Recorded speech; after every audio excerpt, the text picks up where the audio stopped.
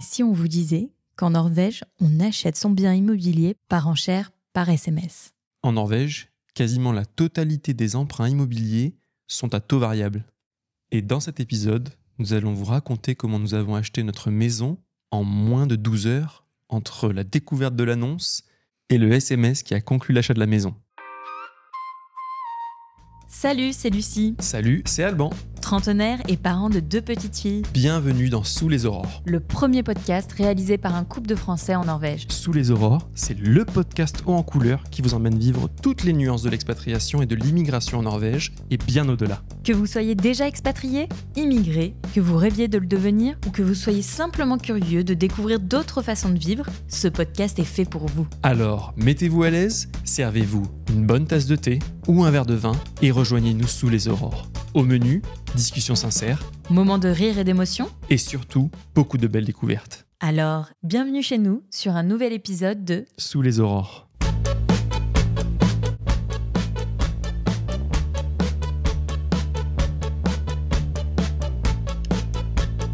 Bonjour à tous et bienvenue sur un nouvel épisode de Sous les aurores en compagnie de cette charmante femme en face de moi avec ce coucher de soleil incroyable. On est en train de se remettre d'une semaine un petit peu difficile. Je pense que cette histoire de passer à l'heure d'été, c'est pas un si bon deal. On est complètement jetlagué avec juste une heure en tant que parent Ça de nous a enfants. mis à plat, Ouais, on est nous et complètement les KO. enfants. Avant d'aller dans le vif du sujet qui concerne l'achat d'une maison, comment ça va pour toi ? Et bah comme on vient de dire, c'est vrai que je suis un peu fatiguée après ce jet lag du passage à l'heure d'été. Mais malgré tout, tous les soirs, je suis très assidue depuis l'épisode de Laure et Lou à faire mon Duolingo pour améliorer mon norvégien. On entend beaucoup de retours positifs. J'ai repris les cours de norvégien. T'es à fond dans Duolingo. Tu vas normalement reprendre aussi les cours. Laurelou, s'il te plaît, donne-nous notre ceinture noire. Et promis, en plus, on va participer au Dugnad, ainsi que tous les gens qui nous écoutent. Je pense que là, les pendules ont été remises à l'heure. On va être de bons Norvégiens, c'est promis. Et toi, t'as pas une petite anecdote à nous partager ? Ça se pourrait. Alors cette fois-ci, je suis pas parti en ski chercher Gisèle, mais on s'en rapproche plus ou moins. J'avais rendez-vous à la LC Station, qui est donc le centre de santé dans lequel est suivie Gabriella. Elle a ses rendez-vous en gros pédiatre. Son suivi se fait là-bas. Je suis dans mon bus, Gabriella est dans sa poussette, tout se passe bien. On fait les 10 premiers arrêts. Je descends, prêt à prendre mon métro pour un arrêt, pour ensuite marcher quelques minutes vers le centre de santé. Très rapidement, je me rends compte que j'ai oublié mon sac à dos dans le bus. Et on en a parlé avant, la Norvège, c'est très safe, très sûr. En général, on retrouve toujours ses affaires. Mais là, je vous avoue que quand même, dans le sac à dos, il y avait portefeuille, badge d'accès au travail, ordi professionnel et ordi perso. Un petit butin. Voilà, y compris des épisodes de Sous les aurores déjà montés. Et ça a vraiment une valeur inestimable, comme vous pouvez l'imaginer. Donc là, panique totale quand même. J'appelle Lucie, je remets un coup de panique. Et avant ça, j'appelle même la compagnie de bus qui s'appelle Ruter. Je tombe sur quelqu'un, je leur explique directement, voilà, je pense que c'est l'heure à laquelle je suis descendu du bus, voici l'itinéraire du bus. Est-ce que j'ai oublié ? Ils me disent, très bien, on a pris votre réclamation, on vous recontacte. Quand vous avez terminé votre rendez-vous, présentez-vous à telle heure, le bus sera dans le sens retour et demandez directement au chauffeur de récupérer votre sac. J'avais encore au final un peu de temps avant de me rendre à mon rendez-vous. J'attends qu'un bus vienne dans le sens retour et là, pas de sac. Du coup, tu m'appelles parce que tu n'as pas vu de sac dans le bus retour. Tu me demandes, tu savais que c'était un bus un peu spécial parce qu'il était très long celui-ci et d'habitude, c'est des bus qui sont plus petits. Donc tu me dis, parce que moi j'étais à la maison en train de travailler, tu me dis, est-ce que tu vois pas un bus par la fenêtre qui est assez long ? Je dis, bah si, j'en vois un. Donc je descends hyper rapidement vers ce bus. Je demande au chauffeur, est-ce qu'il a vu un sac ? Il me dit, je sais pas, regardez. Donc je rentre dans le bus. Toi, tu m'as dit que tu l'avais laissé sur un siège. Je fais tous les sièges et toujours pas de sac. Et là, je me dis, non, c'est pas possible. Ça peut pas être la première fois en Norvège où on va nous voler quelque chose. Non mais c'est ça, c'était un peu la panique parce que je me dis, bon, ressaisis-toi, t'as vite vu qu'il te manquait quelque chose, c'est le matin, les gens vont juste au travail, c'est que des gens de confiance on va dire. Donc après ton appel et tu me dis qu'il n'y a toujours pas de sac dans le bus qui est proche de chez nous, je commence à désespérer un petit peu. Mais entre-temps, je parle à un autre chauffeur qui me dit « Bon, c'est peut-être celui qui va arriver chez vous. Moi, je te dis, s'il te plaît, reste, parce que je pense qu'au final, c'était pas celui-ci, mais le prochain. Et là, attention, dénouement de l'histoire, enfin. Je rentre dans ce fameux bus, je ne vois rien. Mais quand je descends, là, il y a un chauffeur qui arrive avec ton sac dans les mains et qui me dit « c'est ça que vous cherchez ». Je lui dis « oui ». Ouais. Et je vérifie, il y avait tout à l'intérieur. Donc là, vraiment, merci la Norvège et les Norvégiens. Quand parfois on a des périodes peut-être difficiles sur notre projet de vie ici, quand il y a ce genre d'anecdote, ça nous apaise directement, quoi. Ouais, parce qu'un sac à dos, sur une place dans un bus parisien à l'heure de pointe qui fait toute une ligne, je suis pas sûre que tu l'aurais revu. Du coup, aujourd'hui, on veut vous parler un peu de notre parcours immobilier. Est-ce que tu pourrais nous faire un petit débrief de notre histoire immobilière ? En arrivant sur Oslo, pendant 15 jours, on avait pris un Airbnb. À partir de là, on a loué un appartement dans lequel on est resté 1 an. Et au bout de ces 1 an, on a acheté un appartement dans la rue perpendiculaire à cette rue, tellement on aimait notre quartier. Donc on était dans un quartier très central qui s'appelle Tøyen, entre grosso modo Grønland et Grünerløkka, qui sont 2 quartiers très dynamiques avec beaucoup d'immigrés. À côté du jardin botanique. Et c'était vraiment notre petit diamant. C'était génial. Notre location donnait vraiment sur le jardin. Donc, on avait du vert quand c'était l'été. Et c'était magnifique. Et c'est pour ça qu'on a choisi d'acheter un appartement juste à côté. Le jardin botanique, c'est vraiment un bijou, comme tu dis. Et c'est un poumon en plein cœur de la ville. La ville d'Oslo est très verte. Il y a beaucoup de parcs. Dès qu'on s'excentre un peu, on atterrit direct dans la forêt. Le métro mène à la forêt, les bus mènent à la forêt, il y a des bateaux qui mènent sur les îles. Mais ce quartier étant très central, c'est vraiment une chance que d'avoir ce grand parc et toutes ces espèces de fleurs, de ces musées. Il y a Tøyen Park aussi qui est juste au-dessus, avec un dog park. Donc comme vous l'aurez compris, on est très nostalgique et gros coup de cœur pour le jardin botanique. Donc on a fait Airbnb, location, achat d'appartement. Combien de temps on a passé dans cet appartement ? Tu mets mon cerveau de Mama à rude épreuve, je sais pas. 4 ans. 4 ans.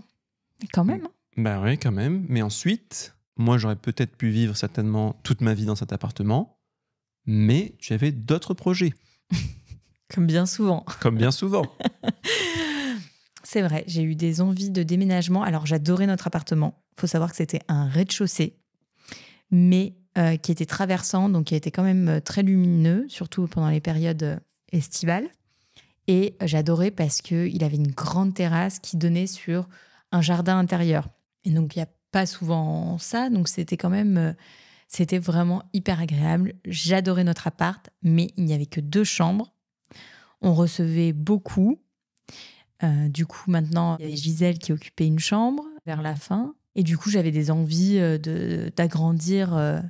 et la famille, je savais que ça arriverait dans un futur plus ou moins proche.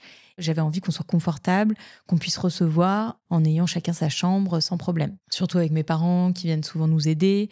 On a commencé à regarder. J'ai commencé à regarder à côté de... Attends, la précision, voilà. On a commencé à regarder.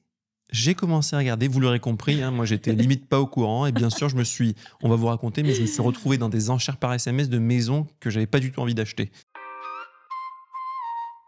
Oui, d'abord, il faut qu'on explique le process. Ouais. Parce que c'est un process assez particulier en Norvège, qui est complètement différent de la France. C'est un marché qui est très dynamique. Donc, il faut être réactif si tu as un coup de cœur. Et moi, une fois que j'ai en tête que je veux avoir un bien plus grand, je veux pas louper la perle. Oula.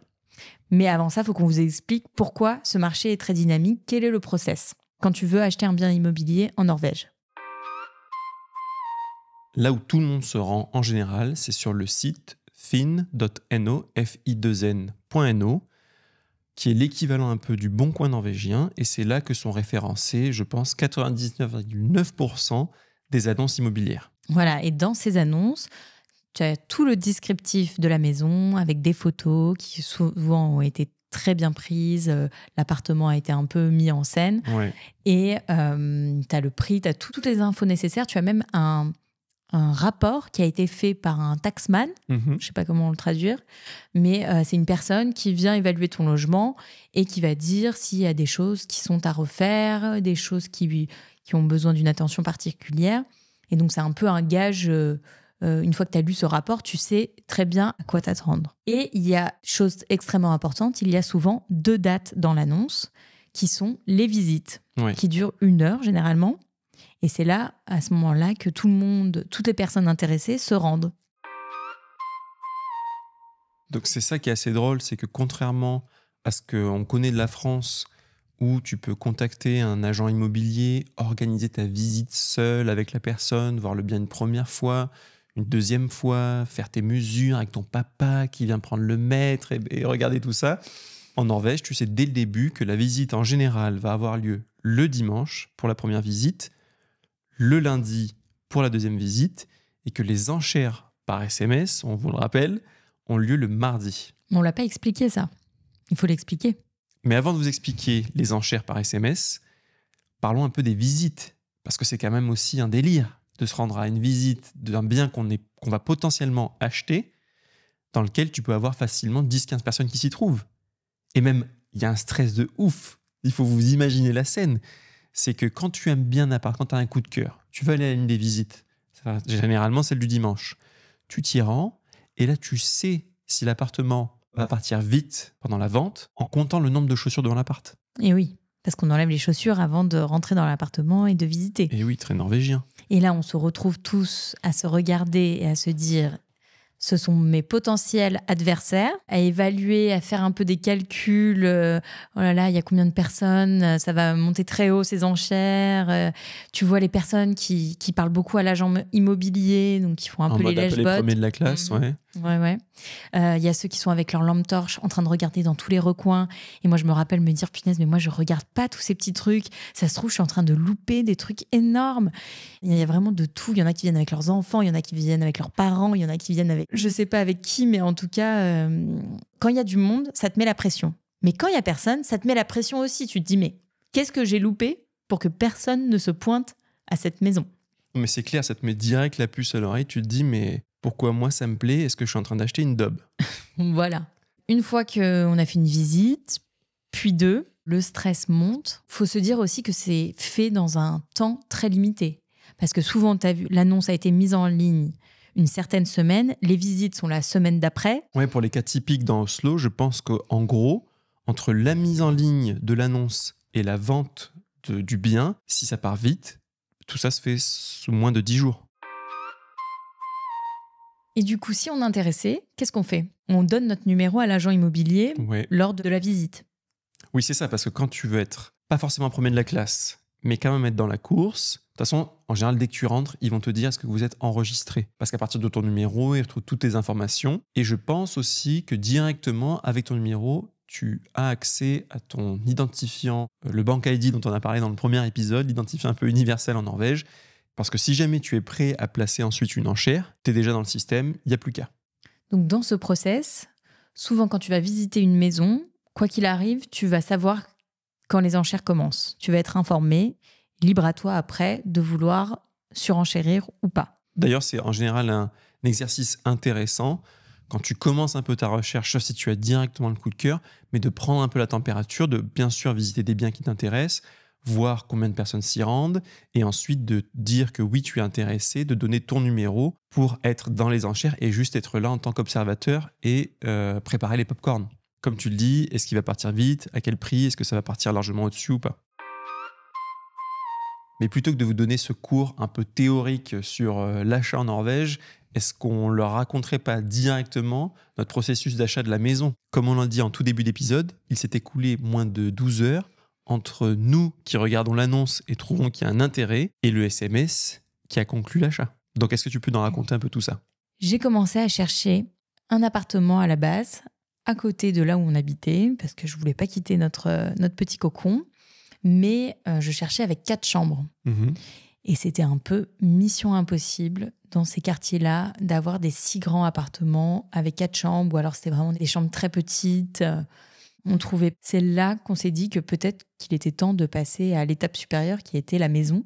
Oui, parce qu'on se disait sinon ça aurait été un peu un achat intermédiaire. On aurait peut-être vécu 3-4 ans, on va dire, dans ce logement, mais de toute manière, on avait quand même en tête ensuite une maison pour des années et des années. C'était notre projet, c'était ce qu'on voulait. Enfin, surtout le tien et un peu le mien. Bah, c'était plus ton projet, la maison. Moi, j'étais bien de rester dans le centre, dans un appartement, parce que j'avais très peur qu'on quitte le centre. Mais j'ai commencé à regarder les maisons, celles exclusivement qui étaient près d'un arrêt de métro. Oui, c'est ça. Pour me dire qu'on est quand même facilement relié au centre. Depuis qu'on est en Norvège, on n'a jamais acheté de voiture. On n'arrête pas de dire qu'on veut repousser ça au maximum. Là, quand même, avec les filles, la chienne, ça devient de plus en plus compliqué. On va certainement sauter le pas. Mais notre maison est située dans la forêt et malgré tout, on a le métro qui nous y mène, ainsi que 2 lignes de bus. Et là, ça fait presque 2 ans qu'on y vit et on s'en sort sans problème. C'est juste que ça nous apporterait plus de confort que d'avoir une voiture. Dans cette démarche, on a visité pas mal de maisons qui étaient plutôt de l'autre côté d'Oslo. Oui, à la base, plutôt Oslo-Est, ouais. Plutôt Oslo-Est. Mais à chaque fois, on était déçus. Enfin, non, on n'était pas déçus, mais il n'y avait pas de coup de cœur. Oui, c'est ça. Parce que, attendez, je remets quand même les choses dans le contexte. On parle de maisons qui atteignent, qui avoisinent les 1 million d'euros. Donc, ce sont des budgets énormissimes. Et je me suis quand même retrouvé, comme Lucie vient de le dire, à faire des enchères sur des maisons pour lesquelles on n'avait pas de coup de cœur. Donc, autant vous dire que j'étais translucide quand j'étais là avec ma main tremblante à envoyer mon petit SMS en me disant mais pourvu que quelqu'un renchérisse par-dessus et qu'au final ça dépasse notre budget et qu'on puisse pas avoir cette maison. Et il y en a eu une, on a fait ça je crois 2 fois sur 2 maisons sur lesquelles au final on les voulait pas vraiment.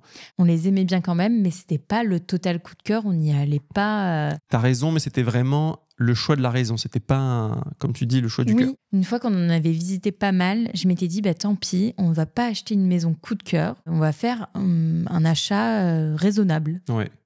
Parce qu'il cochera toutes les cases. Attendez, là je double enregistre ce qu'elle vient de dire. Donc Lucie Martelet, c'est être raisonnable. Bah vraiment là ça me... Bah au final non, puisque vous voyez on a acheté notre maison, mais c'est enregistré maintenant. Donc moi, je pars sur l'idée que on va acheter une de ces maisons qui coche toutes les cases, mais qui pour autant n'est pas un coup de cœur comme on avait eu pour notre appartement. Pour notre appartement, on avait eu un coup de cœur, mais là, je m'étais résolue à acheter une maison qui serait pas forcément notre coup de cœur. Donc comme tu le dis, on a participé à des enchères pour 1 ou 2 maisons, et à chaque fois, quand on l'a pas eu, c'était un soulagement. Donc on s'était dit à chaque fois que c'était pas la bonne. Mais ça, c'est même limite avec le recul qu'on se l'est dit. Je pense qu'on était à ce moment-là pas forcément très soulagés qu'on ne les ait pas eues, ces maisons. Mais c'est une fois qu'on a eu celle dans laquelle on vit maintenant, et vous nous voyez en vidéo dans le salon, ça a tellement été une évidence, et c'est aussi une des raisons pour lesquelles ça s'est fait si vite, c'est que cette maison s'était écrite. Mais est-ce que tu peux nous dire pourquoi c'était écrit? Remets-nous un peu dans le contexte. Quel jour on est? Quelle heure il est? Qu'est-ce qui se passe? Quelle saison? Il faut qu'on comprenne un peu l'ambiance. Je me rappelle que c'est le début du printemps. C'est un lundi, en avril. Donc, nous sommes un vendredi d'avril. Donc, ça veut dire que c'était il y a 2 ans, pratiquement jour pour jour. Ouais, c'est vrai, ouais. Il faisait extrêmement beau. Et on avait un peu mis... Je sais pas si vous l'avez entendu, mais là, on a quand même Alba qui est en train de râler pour gratter des caresses à Lucie. C'est grandiose. On peut jamais être tranquille. On enregistre quand les filles sont au lit. Quand c'est plus les filles, c'est Alba qui nous grogne dessus pour avoir des caresses. Donc il fait super beau ce lundi. Et moi, je pense comme un peu tous les matins, je check les nouvelles annonces. Mais on avait mis un peu le projet en stand-by parce qu'on en avait marre de courir après les visites et d'être déçus à chaque fois.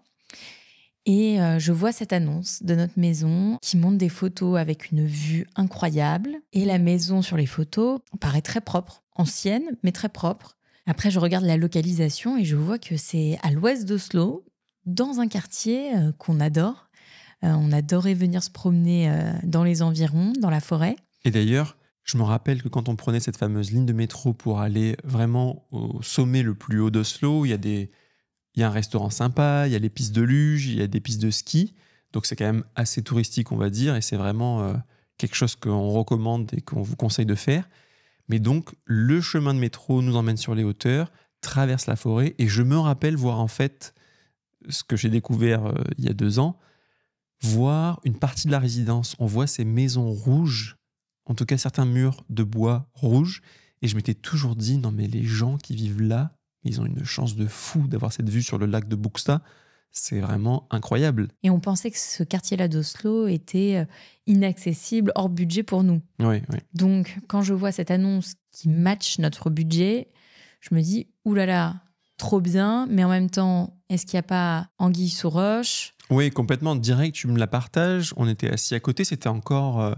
on faisait beaucoup de home office sur ce fameux grand bureau qu'on avait installé l'un à côté de l'autre. Et tu me dis, regarde, qu'est-ce que t'en penses ? Et en fait, je regarde les photos et je me dis, mais c'est incroyable. Déjà, je trouve qu'on sentait vraiment l'âme de la maison, avec pas mal de bois, certes un peu vintage, mais quand même très propre, très belle. Tu as direct émis l'idée d'aller voir la maison parce qu'on voulait vérifier que les photos, en gros, n'étaient pas mensongères, voire au contraire. Ouais, je me suis dit, non mais celle-ci, il faut qu'on aille voir direct parce que c'est la première fois que je te voyais aussi enjouée pour une annonce. Ouais, je pense que c'est le début des planètes qui se sont alignées et vous allez entendre jusqu'à quel point ça s'est aligné dans cette anecdote. On travaille, on fait notre petite journée de travail et on décide de terminer très tôt notre journée pour pouvoir aller checker un peu les environs, voir si c'est vraiment bien connecté au métro et vérifier l'environnement, si c'est bien ce qu'on pense être. Je me rappelle qu'il fait hyper beau, on prend Alba avec nous. Dans le centre d'Oslo, il n'y a plus de neige. Bon, déjà, depuis le métro, on revoit cette vue qui est vraiment splendide. On commence à descendre de la station de métro. Et là, je vois qu'il y a un autre couple qui descend au même endroit que nous, avec une poussette. Et moi, direct, je te dis, tu vas voir à tous les coups, ils vont aussi checker la maison. Et là, moi, je me dis, non mais elle abuse complètement, la meuf est parano, il est encore tôt dans l'après-midi, il n'y a aucune chance que ce couple aille checker cette maison, sachant qu'une fois de plus, comme on vous l'a expliqué, les visites avaient lieu le week-end suivant, et là, on était un lundi. Et les visites privées en Norvège sont rarissimes. Donc vraiment, l'opportunité était trop belle pour ne pas rappeler à Lucie qu'elle était complètement parano sur ce coup-là. Et l'avenir nous dira que, comme d'habitude, tu es complètement aveugle. Voilà, oui, bon, ok. Donc, on descend en même temps qu'eux. On arrive, on ne sait pas exactement où est cette maison, donc on la cherche. Eux ont l'air de chercher quelque chose aussi. Et finalement, on voit qu'ils rentrent dans la maison. Attends, mais quand même, rappelons que la compète était déjà lancée. Parce que eux, donc c'est une résidence qui est très en pente, et eux ont la poussette, donc ils sont obligés de serpenter toute la résidence avant d'arriver au niveau le plus bas. Et nous, on avait Alba, donc on a pu couper avec les escaliers et arriver plus tôt. Ce qui fait que on repère la maison directe, on attend dehors, et c'est là qu'on les voit rentrer dans la maison. Et là, on se dit, on voit rouge direct, et on se dit, ils ont une visite privée. Moi, je te dis, on appelle l'agent immobilier, on lui dit qu'on veut une visite privée aussi. Bon, alors là, c'est la version soft. Parce que moi, je dis, non, mais je vais pas appeler l'agent, je vais pas les déranger, je me sens trop mal. Dis, Mon chat, cette maison, elle me plaît trop, vas-y, tu l'appelles, on s'en fout, là. Voilà. Donc, il y a la version officielle et la version officieuse. Je prends mon courage à deux mains, j'appelle l'agent. Non, à ce moment-là, en fait, j'étais assez confiant d'appeler l'agent. J'appelle l'agent, il me dit, vous y êtes, il y a le propriétaire, il y a ce couple en train de faire une visite privée, allez sonner et vous y allez. Et c'est là, par contre, où je me sentais trop mal. Parce que entre Lucie et moi, c'est moi qui suis un peu le Norvégien, qui n'ose pas forcément déranger les gens, relativement très conformiste. Je me suis dit, non mais eux, ce petit couple norvégien parfait, ils ont bien fait les choses, ils ont organisé leur visite privée, ils sont en train de le faire, et nous, les gros Français malpolis qui arrivent en dernière minute, qui avons vu l'annonce quelques heures avant, on arrive et on va les déranger, quoi. Et c'est là que Lucie a peut-être... J'étais un peu motivée. Voilà. Peut-être quelques mots d'oiseaux se sont échappés dans la nature. J'étais un peu secouée en te disant, ça peut pas nous passer sous le nez. Faut qu'on ait tout fait et être sûr que si elle nous passe sous le nez, il n'y ait pas de regret. On aura tout tenté. Elle me fait encore peur quand même, hein. Moi, je vous le dis. Mais je prends mon courage à deux mains et Lucie pouvait pas venir avec moi parce qu'il y avait Alba. Oui, donc, on n'allait quand même pas... Tu vois, quand même, j'étais sympa. Je débarquais pas avec le chien. Du coup, on se met d'accord avec Lucie. Toi, tu pars découvrir les environs, la forêt, le lac. Et moi, je prends mon courage à deux mains et je m'en vais sonner à la fameuse maison. Et là, il y a un point important aussi à vous préciser, c'est que les visites dont on vous a parlé, qui interviennent le dimanche et le lundi, elles ne sont jamais faites par les propriétaires. Les futurs acheteurs n'ont en général aucune communication. C'est assez rare d'avoir une communication avec les propriétaires actuels, voire on pourrait déjà dire les anciens propriétaires. On m'a expliqué qu'en gros, les Norvégiens ne sont pas intéressés vraiment de savoir ce qui s'est passé dans l'appartement ou la maison. L'histoire ne les intéresse pas. Eux, ils voient bien qu'il leur plaise et en gros, ils vont y aller du moment que ça rentre dans leur budget ou pas d'ailleurs. Il y a parfois des dérives. Contrairement à nous, qui aimions savoir qui avait vécu là, qu'est-ce qui s'était passé, pourquoi ils vendaient. Oui, pour nous, il y a vraiment chaque endroit qu'on visite, on voulait savoir l'âme. Est-ce qu'il y avait un couple qui s'était aimé? Est-ce qu'il y avait eu des enfants? Est-ce qu'il y a un couple qui s'était séparé? Et donc tout ça, c'était hyper important. Et je sonne à cette fameuse porte, j'entends que quelqu'un descend les escaliers, je vois la porte qui s'ouvre, et là, je tombe sur l'ancien propriétaire du coup de notre maison, grand sourire, un homme de 70 ans, un Norvégien, mais voilà, grand sourire direct accueillant. Et je me suis dit, oh là là, j'adore la maison sur les photos, j'adore le chemin pour y aller en métro, j'adore ce qu'on a vu de la résidence. Et toi, monsieur le propriétaire, je t'aime déjà. Donc c'est sûr que je vais aimer ta maison. Et comme on vous l'a dit, pas à l'aise en norvégien. Donc rapidement, je parle anglais. Et lui, il a d'autres couples et il me dit, n'a pas de souci, rentre, je termine en norvégien. Et si tu as besoin, je te refais le tour en anglais. Et du coup, tu croises ce couple pendant la visite? Ouais, je me sens un peu mal. Eux, je vois qu'il y a quand même un espèce de sourire, mais assez pincé, gêné. Mais on fait la visite ensemble. Et je commence d'ailleurs, je crois, directement par le haut de la maison. Parce qu'ils avaient déjà vu le reste, il me semble. Et là, j'arrive en haut et je vois cette vue incroyable. On était en avril, la neige avait plus ou moins fondu. Du coup, en tout cas dans cette partie-là d'Oslo, il en restait. Donc il faisait quand même encore un peu frais. Mais là, il y avait cette porte ouverte qui donnait sur le balcon, qui donnait sur le lac de Bogstad. Et c'était incroyable. Parce que même si on adorait notre rez-de-chaussée qui avait la vue sur le verre et qui était si proche du jardin botanique, là, c'était un rêve qui se réalisait que d'avoir une maison connectée au centre, mais qui donnait comme ça dans un écrin de nature. Donc toi, coup de cœur immédiat. Ah ouais. Et moi, je suis en train de t'attendre en bas avec Alba. Je vois le couple sortir de la maison avec leur bébé et leur poussette. Je me rappelle leur parler de leur petit bébé. Je leur demande si la maison est bien et je crois qu'ils me disent « Ouais, il y a du potentiel ». Donc voilà, alors que dans ma tête, on est déjà concurrents. Oui, et en plus, moi, pendant que tu fais ton petit small talk avec ce couple, je suis en train de parler avec le propriétaire qui me tend une perche que je ne comprends pas. Et il me dit... Aveugle, encore une fois. Une fois de plus. Et sourd. D'ailleurs, on va se calmer.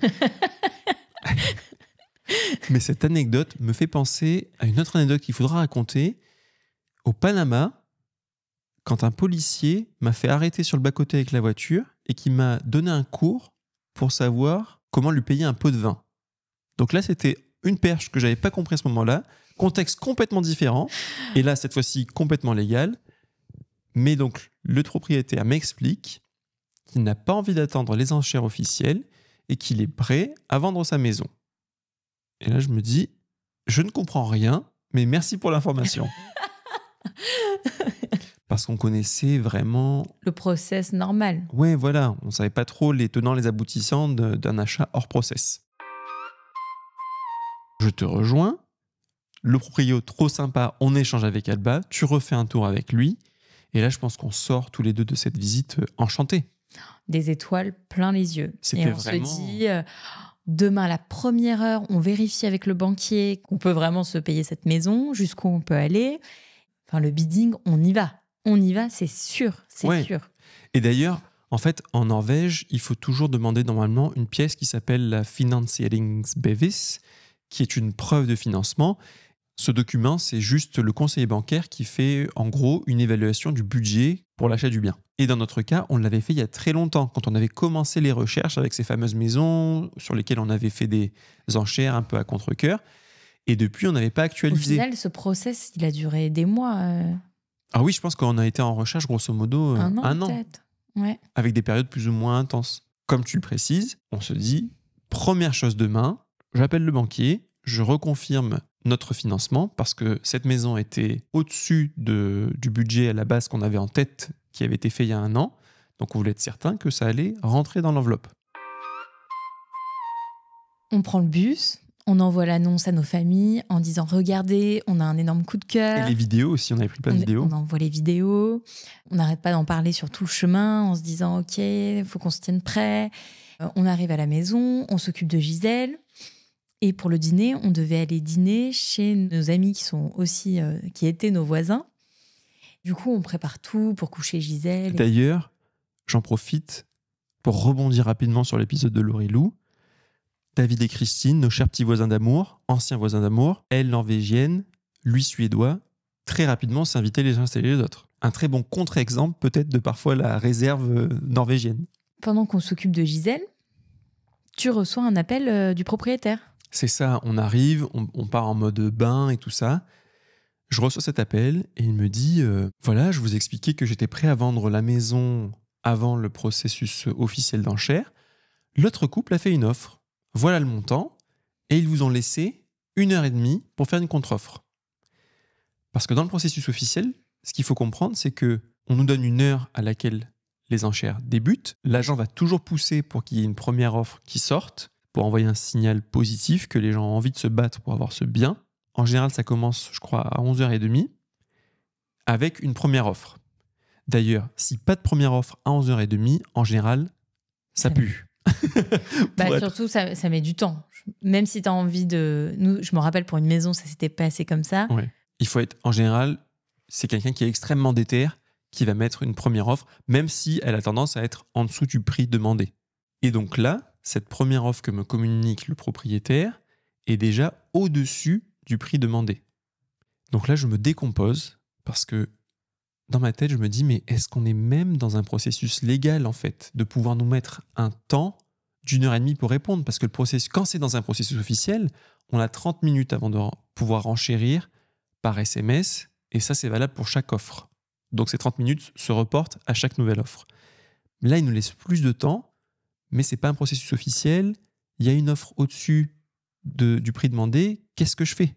Donc je lui dis, on est aussi très intéressé par la maison, mais j'ai besoin d'avoir l'amont de la banque pour être sûr de pouvoir placer une nouvelle offre. Et dans ma tête, je me disais, de toute façon, je n'aurai pas cette confirmation avant le lendemain matin. Oui, donc, parce qu'à ce moment-là, il est 18h.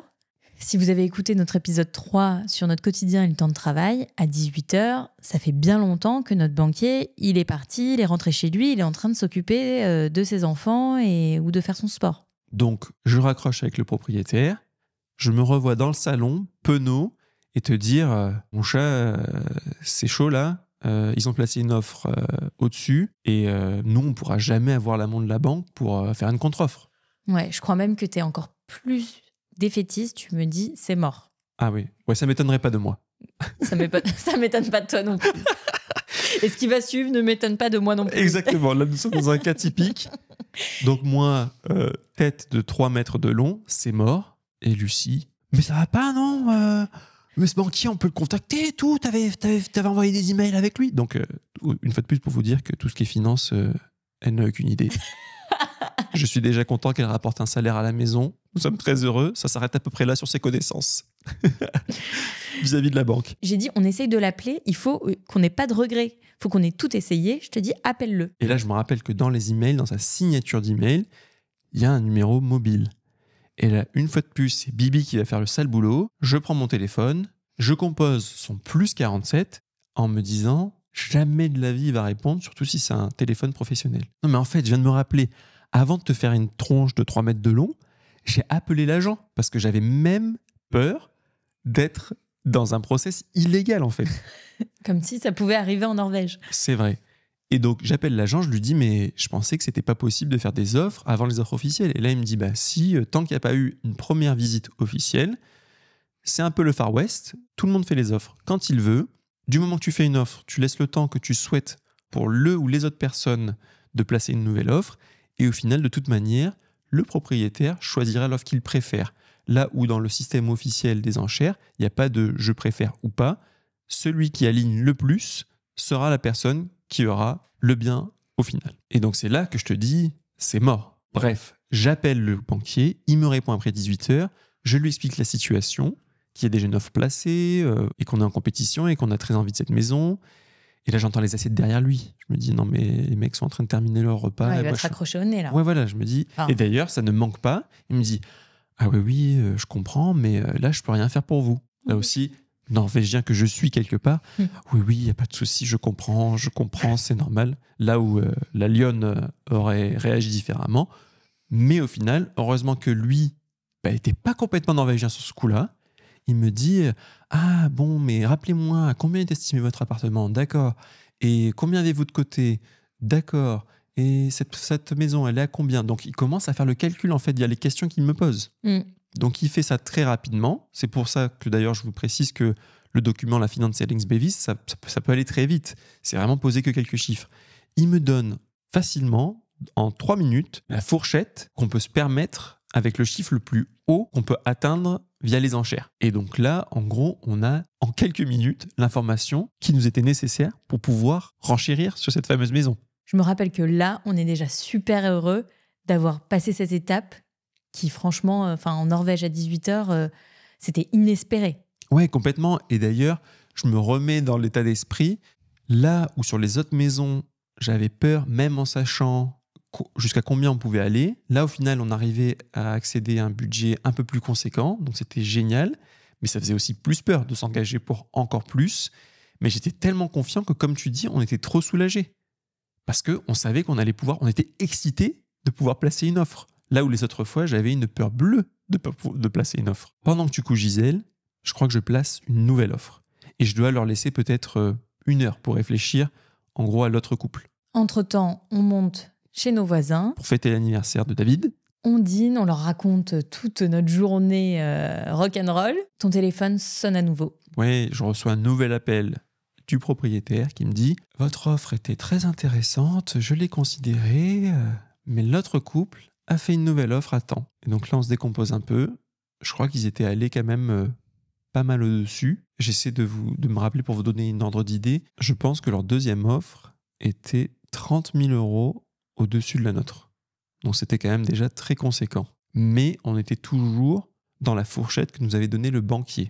Donc la grosse conversation avec les voisins, ça aussi c'est vraiment un thème très culturel. Comment continuer les enchères? Moi j'étais plutôt la team, on tape très fort pour leur faire peur. Et ça d'ailleurs c'est une technique qui est communément admise, dont les gens parlent quand on discute des enchères, c'est taper fort avec une offre beaucoup plus agressive pour faire peur. Et toi, et puis en éliminer certains, certainement, qui vont atteindre leur plafond. Moi, j'étais plus en mode, on met un petit peu au-dessus. Si ça se trouve, ils ont tapé fort, mais ils sont arrivés à leur max. Ouais, et Christine et David confirment ce que tu dis. Ils sont de ton côté et ils nous expliquent, tu sais, si ça se trouve, là, comme eux, leur offre était un peu agressive, ils sont arrivés au max du max, vous rajoutez un peu et peut-être qu'ils vont sortir de l'enchère. Et donc là, eux avaient enchéri de 30 000, on enchérit à notre tour de 5 000. Donc 5 000 sur un budget d'une maison aussi conséquent, c'est vraiment pas rien. Donc j'y croyais pas trop. On attend encore, j'imagine, une vingtaine de minutes. On discute, on fait des plans sur la comète et tous les scénarios possibles et inimaginables, en essayant de profiter quand même de l'anniversaire du pauvre David qui n'avait rien demandé. Et là, je reçois un appel et le propriétaire me dit « L'autre couple s'arrête, il n'y aura pas de surenchère. Je vais vous confirmer par SMS, mais la maison est à vous. » J'en ai des frissons encore. Ah ouais, non mais franchement, c'était incroyable parce que d'un côté, j'ai quand même eu à nouveau mon petit passage je suis livide parce que ça y est, rien que par un SMS, on ne peut pas se rétracter.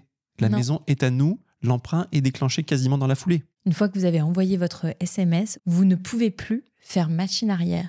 Une fois que vous avez envoyé votre SMS et que c'est l'offre la plus haute, la maison est à vous, plus de retour en arrière possible. Oui, c'est clair. Il faut être sûr de son budget parce que vous ne pouvez pas revenir en disant finalement, j'ai pas le budget. Il n'y a pas les histoires des 3 mois de rétractation. Donc ça peut être carrément dangereux. Puis en plus des enchères, on pourrait parfois se laisser un peu pousser des ailes et dans l'adrénaline du process, s'enflammer, quoi. Mais d'ailleurs, c'est pour ça, des collègues m'avaient expliqué qu'avant, c'était encore moins encadré et qu'il y avait beaucoup plus d'abus. Parce que comme tu dis, c'est pas un marché de l'immobilier basé sur la raison, c'est un marché de l'immobilier où tout est basé sur le coup de cœur. Et avec les coups de cœur, on réfléchit pas forcément. Donc je me décompose un petit peu quand même de me dire on s'engage sur une somme aussi conséquente, mais on était trop heureux parce qu'une fois de plus, c'était tellement une évidence.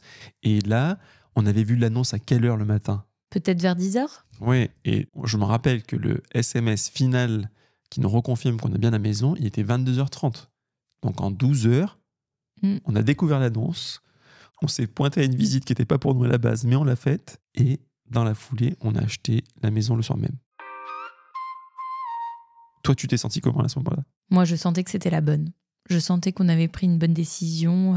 D'un autre côté, on était chez nos amis qui étaient nos voisins, donc c'était aussi un peu plein d'émotions parce que ça voulait dire qu'on allait quitter cet appartement qui a vu notre Alba, notre chienne, arriver, qui a vu Gisèle arriver. Donc c'est un appartement qu'on adorait pour ses souvenirs, pour son confort et pour son environnement avec plein de voisins qu'on adorait, dont certains qui étaient carrément des amis. C'était pas très norvégien, mais on pouvait débarquer chez eux un peu last minute pour aller dîner, comme eux pouvaient venir à la maison. Punaise, j'avoue, ça c'était trop bien. Last minute pour venir dîner chez nous. En plus, ils avaient eu un enfant qui avait à peine 3 mois de différence avec Gisèle. Donc c'était un mélange d'émotions, mais quoi qu'il en soit, j'étais sûre qu'on faisait le bon choix. Parce que cette maison, elle cochait toutes les cases et bien plus. Mais au final, on a à peine le temps de célébrer que dès le lendemain, il faut qu'on se mette à la vente de notre appartement. Parce que si le processus d'achat peut se faire en un éclair, c'est mieux que le processus de vente de notre bien actuel se fasse aussi très rapidement. Et d'ailleurs, là, je vous donne un sneak peek à quelque chose qu'on racontera certainement dans un autre épisode. Mais étant donné qu'on avait acheté avant de vendre, ce qui est très dangereux, nous le déconseillons d'ailleurs, on allait faire ce qui s'appelle un crédit relais. En norvégien, c'est un crédit pont, ils appellent ça. Et on n'avait pas du tout idée du coût d'un crédit relais en Norvège. Dans notre imaginaire, un crédit relais en France, c'était pas très cher et ça se faisait, c'était assez commun de le faire. Oui, et surtout sur la durée. Alors après, le montant, bien sûr, dépend de plusieurs facteurs. Mais en général, c'est assez admis d'avoir un crédit relais pour 3 mois, je dirais. Il me semblait que c'était la normale. Et 6 vraiment quand les choses vont pas si bien, quand la vente passe pas forcément comme on aimerait. Mais on a le temps de voir venir les choses entre 3 et 6 mois. Nous, avec le recul, on avait juste une semaine entre la date à laquelle on allait emménager dans la maison et la date à laquelle les nouveaux propriétaires de notre appartement allaient récupérer les clés. Au final, cette semaine s'est transformée en 15 jours à cause du délai des banques. Là, je suis en train de perdre Lucie complètement, les gars. Je lui parle de finances, elle n'est déjà plus là. La meuf, elle était dans l'émotion.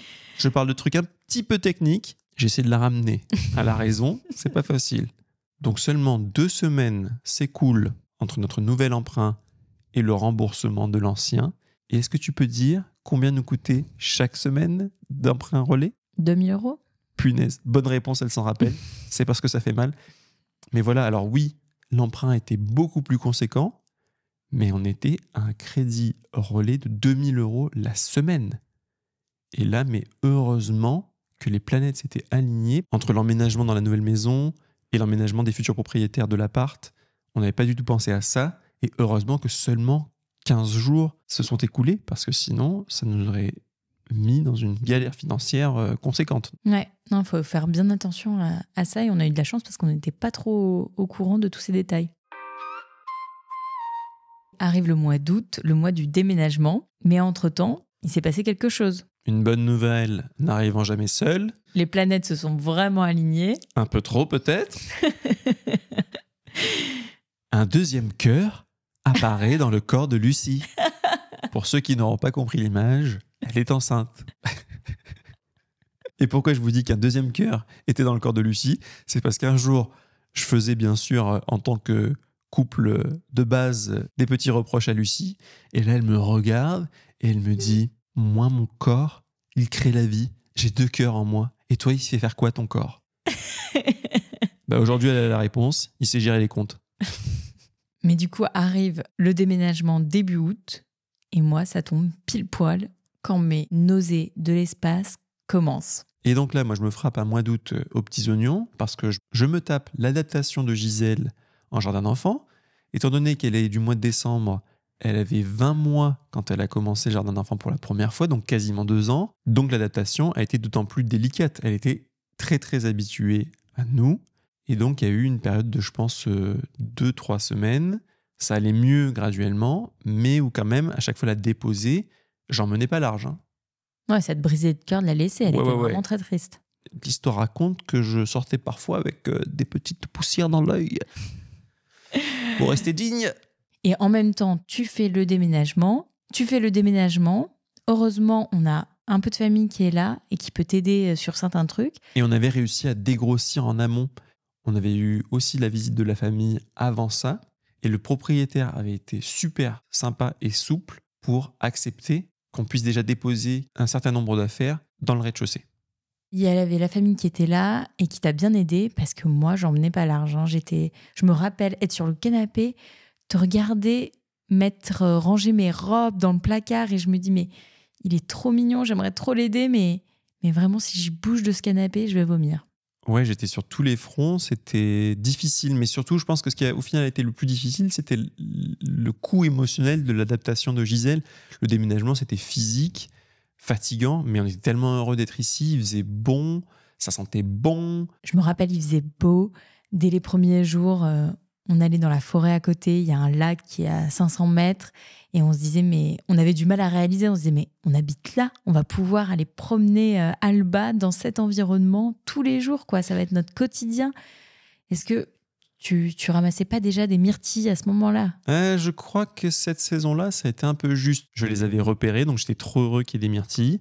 J'étais trop heureux parce que au bout de 2 mois dans la maison maximum, c'est là qu'on a vu notre première aurore. Alors là, autant vous dire que c'était vraiment le rêve d'une vie. Ouais, voilà, c'était vraiment le rêve d'une vie qui se réalisait. Une des raisons aussi pour lesquelles l'emménagement a été si intense, c'est que le jour où on a eu les clés, le soir même, il nous fallait au moins 7 couchages, il me semble, parce qu'il y avait toi, moi, Gisèle, ma mère, mon frère. Et mes parents. Et tes parents. Donc la maison était complète. On avait mis des gens dans toutes les chambres, y compris dans une pièce qui sert un peu de bureau. Donc ça avait été entre le matin même, on récupère les clés, Lucie qui est en PLS sur le canapé. Ça a été vraiment la course contre la montre pour être sûr qu'on allait avoir tous les couchages et tous les draps. Donc il avait fallu être sacrément efficace. Et je remercie encore tous les bras forts qui nous ont aidés à porter des meubles, mettre des draps et tout préparer pour qu'on puisse réussir notre mission. Et ouais, et merci à nos copains qui étaient venus nous aider, JB, Adam. Mais oui, non, mais c'est vrai. J'ai fait les derniers allers-retours avec eux, ils nous ont aidés. Ici, c'était en mode tout le monde branle-bas de combat pour faire des pizzas surgelées. C'était vraiment des souvenirs de fou. Eux, ils ont monté la table dans la foulée parce que du coup, on était encore plus. On était 10 dans la maison. Il nous fallait du coup forcément la table pour qu'on puisse manger. Enfin, ça a été un process incroyable, mais tellement de bons souvenirs. Même si, bon, en tant que parent de jeunes enfants, comme vous le comprenez, on a oublié les 3/4. On s'approche de la fin de cet épisode, mais est-ce que tu peux nous dire, selon toi, qu'est-ce qui était le plus éprouvant dans ce process ? À part, bien sûr, de créer la vie et d'avoir un deuxième cœur dans ton corps. Moi, je dirais que c'est la rapidité du process, parce que t'as pas le temps de douter. On n'a pas pu voir la maison plusieurs fois. Donc, une fois qu'on part dans le process, on se dit, est-ce qu'on a bien regardé, quoi, quand même ? Et surtout, la montagne russe des émotions pendant les enchères.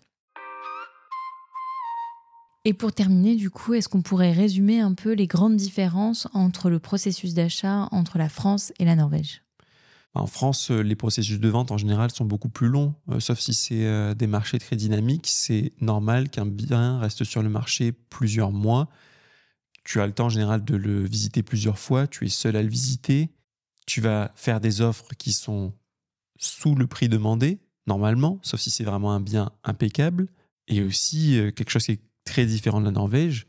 En France, tu as normalement, sauf si c'est un bien neuf, 8% de frais de notaire. Donc c'est énorme. Ça vient gonfler ton budget. Quand on te donne l'enveloppe en France de combien tu peux acheter, on précise toujours en France, frais de notaire inclus ou pas. Je ne sais même pas d'ailleurs officiellement combien c'est, mais il n'y a pas vraiment la notion de notaire puisque tout passe par des agents qui ont un peu ce titre de pouvoir émettre tous les documents nécessaires. Et ça y est, je suis encore en train de la perdre. Dès que je parle d'un sujet un peu important, hop, je m'échappe. Mais je crois que les frais sont maximum à 2%. Donc ça fait une sacrée différence. Quel conseil tu donnerais à quelqu'un qui souhaite acheter à Oslo ? Alors si je me rappelle déjà, il faut avoir 15% d'apport. Je ne suis pas sûr si c'est toujours 15%, ça va peut-être à nouveau baisser, mais nous, dans le cas de notre appartement, c'était 15%. Donc 15% sur tes biens immobiliers à Oslo, ce sont déjà des grosses sommes. Dans le cas de jeunes qui n'ont pas encore forcément eu le temps d'économiser, ou qui sont nés comme nous dans les mauvaises familles, non je plaisante, ça peut être parfois long déjà de se former cet apport. Dans ceux qui arrivent peut-être dans un parcours d'expatriés, qui ont eu un bien avant et qui le vendent, ce sera plus simple. Mais voilà, déjà, ces 15%, c'est quelque chose d'important. Ne pas aller au max de son budget parce que souvent, c'est à taux variable qu'on prend un crédit. Ouais. Et d'ailleurs, ça a augmenté énormément. Pour vous donner un ordre d'idée, quand on a acheté l'appart, on était à 2,27%. Et pourquoi 27 ? Parce que le banquier, le fameux qui nous a répondu à 18h, à ce moment-là, je l'avais rencontré et il m'avait dit vous avez quel âge ? 27 ans. Bah vous, le taux, ce sera 2,27. Bon, ben d'accord. Heureusement que tu lui avais pas donné mon âge. Donc depuis, je mens sur mon âge. 22 ans. Non, je plaisante. Donc pour le premier appart, le taux était à 2,27. Et avec l'histoire de Covid et tout ça, on s'est pris 3%, presque 4% dans la tête. Là, Lucie n'en a aucune idée. Mais le taux actuel est aux alentours de 5,5% et même plus. Ah, tu vois, j'allais dire pas loin de 6. Ouais, pas si mal. Non, mais c'est énormissime. Donc ça veut dire que si on achète au max de son budget quand le taux variable est bas, dans notre cas par exemple à 2%, et qu'ensuite on se prend derrière une inflation qui lève le taux jusqu'à 5%, bah peut-être qu'on n'est plus en capacité de rembourser son emprunt, tout simplement. Et donc là, on est bien dans la galère. Donc faites attention au taux actuel et à votre capacité d'emprunt. Ouais, et après, plus sur la maison, je pense qu'il faut, vu que ce marché est tellement dynamique, il faut bien savoir ses critères et ne pas déroger. La bonne maison viendra, il faut être patient et se dire que c'est possible de trouver avec tous les critères. En tout cas, nous, ça a été notre expérience. Il y a beaucoup de maisons qui arrivent sur le marché.